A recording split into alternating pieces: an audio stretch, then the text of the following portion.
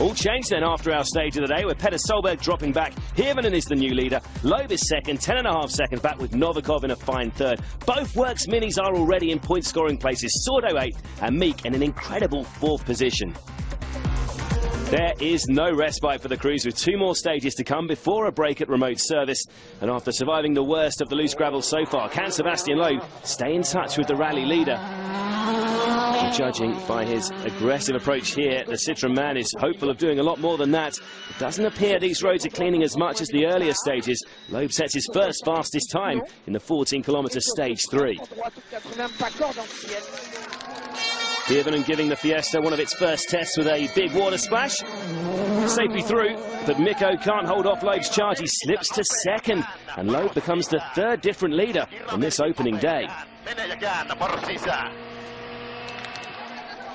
Petter Solberg is back up to full speed, but his efforts to rectify that boost pipe problem meant he couldn't change his tyres before this test. Despite that, Petter is making up some of the ground lost by the end of stage 4. He's moved up from 10th to 6th.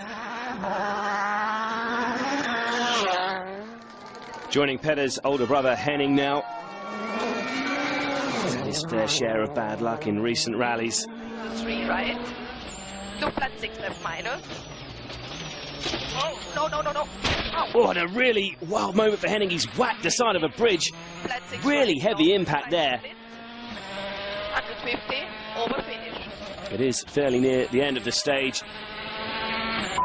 And as he passes through the finish, there's actually something caught fire. You can see the flames behind him there. Henning alarmed understandably, and there is thick black smoke bellowing from his Fiesta following that impact. Both the Norwegian and co-driver Ilka Miner are quickly out of the stricken car. And the quick thinking of the event marshals prevent the Ford from becoming an inferno. Lucky escape for Henning there.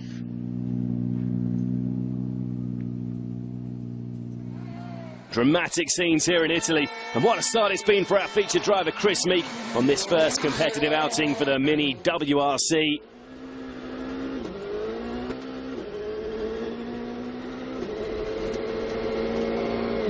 Oh, but he's lost control! Well, that seemed like a really strange incident for Meek. And what a frustrating moment after such a promising run. The John Cooper Works machine is going nowhere. And that was a bizarre exit. I came into this fast corner, went to lift off and brake, and the car just pushed on. So I had no chance. So unfortunately, we've slipped off and taken a wheel off. So we have to wait till we get back to service to see actually what happened. So no Meek on the leaderboard then. Loeb has taken over the lead after stage 4. He's now 2.7 seconds ahead of Hirvonen, with Novikov in 3rd. And while Meek has stopped, Mini do still have Danny Sordo running in 7th. With the new day 1 stages so far from Olbia, there's only a 15-minute remote service to make any running repairs next. It's a chance for the drivers to cool off in the heat, and a tough challenge for the mechanics and engineers who only have the parts available that have been carried in the WRC cars themselves. It's not long before the crews are back on their way to these brutal Sardinian stages, and so far today, Sebastian Loeb has made short work of running first on the road. The Frenchman's supreme car control and neat driving style is a real advantage on these narrow technical roads, and again the world champion is setting an unbelievable pace. Mikko Hirvonen is maintaining the pressure on the rally leader though.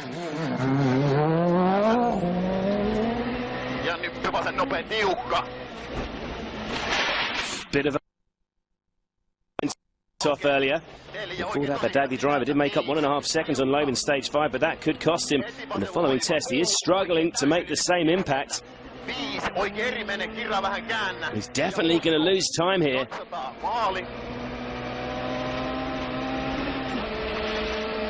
Oh dear, 4.6 seconds lost. A costly stage for the Finn. Sebastian Ogier comes into the afternoon loop in a lowly 5th place behind Evgeny Novikov and Mads Osberg. But the fight back has already begun. A strong run through stage 5 sees him surge back up to 3rd place. And former rally leader Petter Solberg is also moving in the right direction after losing the best part of half a minute with that boost pipe problem earlier in the day. The Norwegian privateer is up to 4th by the end of stage 6. Solberg and Ogier's promotions have been aided to some extent by problems for the drivers ahead. Mats Osberg left the remote service with a mysteriously soft brake pedal, and the lack of control under braking has proved really costly for the M Sport Stobart driver. And frustratingly, Osberg's teammate Matt Wilson has suffered a similar problem for much of the day. The British drivers fought back to 9th place by the end of stage 6 though.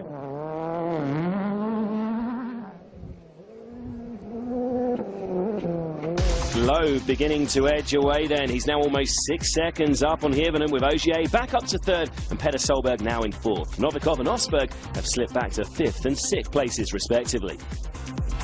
There are still 2 more stages to run on this brutal outing of the Rali d'Italia.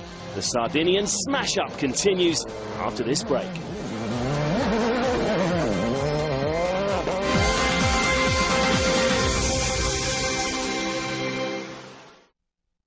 Welcome back to Sardinia. Rali d'Italia also marks the 2nd round of the Super 2000 category, or SWRC, and with all the big guns appearing at the same time, it was something of a surprise when Estonian youngster Ott Tänak blew the field away early on, winning the first 3 stages and storming into an early lead.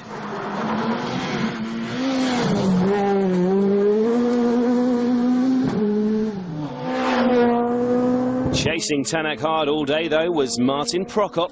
The Czech driver set a fastest time on stage 4, and by the end of the day was just under 26 seconds behind.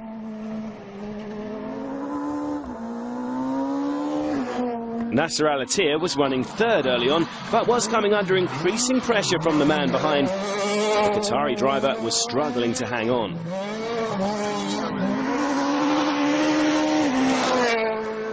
Juho Hänninen is another championship favourite for 2011. For a cautious approach early on, but gradually built on his speed and replaced Al-Attiyah in 3rd on stage 5. It's Tänak then, the man to beat, as the opening day draws to a close, but he has a fight on his hands for the following 2 days.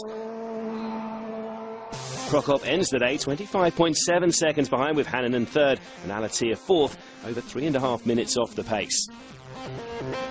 Sardinia is also hosting the 2nd round for the all-new WRC Academy. As was the case at the 1st round in Portugal, Irishman Craig Breen was the class act early on, winning the first 2 stages. His hard work was undone on stage 4 when he hit a rock and damaged his sump.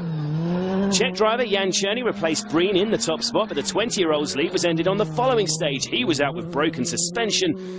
Miguel Baldoni was the next to take the lead, but the Argentine driver was under a lot of pressure from the chasing pack. And the competitive nature of this series was again on show, with Christian Reidemann passing Baldoni to lead at the end of day 1. After 8 brutal stages out of 18 starters, only 5 Academy runners will start day 2 without super rallying. Reidemann leads by 8.7 seconds. Back to the big boys now, though, and it's been quite some day for world champion Sebastian Loeb. Despite running first on the road since he took over the top spot on stage 4, he's never really been threatened by the chasing pack. It now remains to be seen if he's built up enough of an advantage on the day 2 stages. Running just 5.8 seconds behind Loeb, Hirvonen will want to stay as close as possible to the Citra man and hope he can fight back on the 2nd day. Bit of a knock there for Mikko, and he is looking a bit wild, and that was a heavy impact to the rear of the car.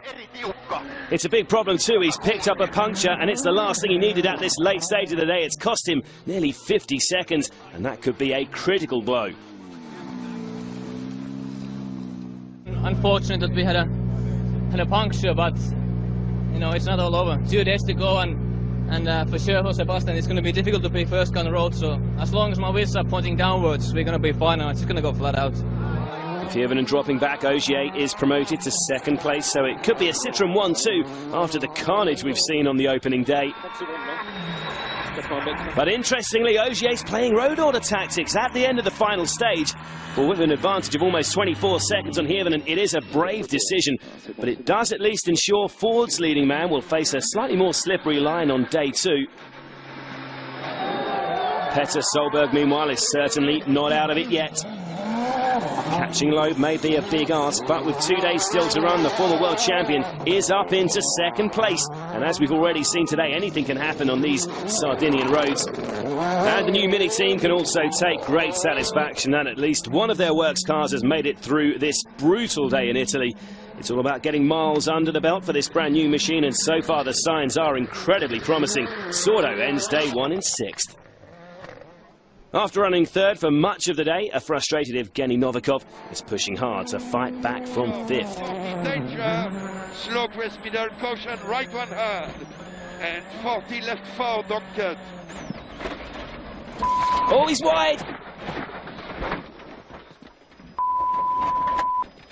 You okay? Yeah, I'm okay. You? Yeah. I don't think that we'll proceed, yeah? That, though, unsurprisingly marks the end of the Russians' day. Mini's first day back at the top level of rallying has ended with one of the cars running in a fine 6th place. No mean feat with 19 World Rally cars starting this event. Out front, though, Loeb will start the final day more than 33 seconds ahead of Solberg. It's been quite a day, with the stages looking like a scrap metal yard at times. Mini's Italian job has got off to a storming start, and Sebastian Loeb has reigned supreme. There is plenty more to come too. Remember to follow the action on WRC.com, and we'll be back tomorrow with the Day 2 highlights.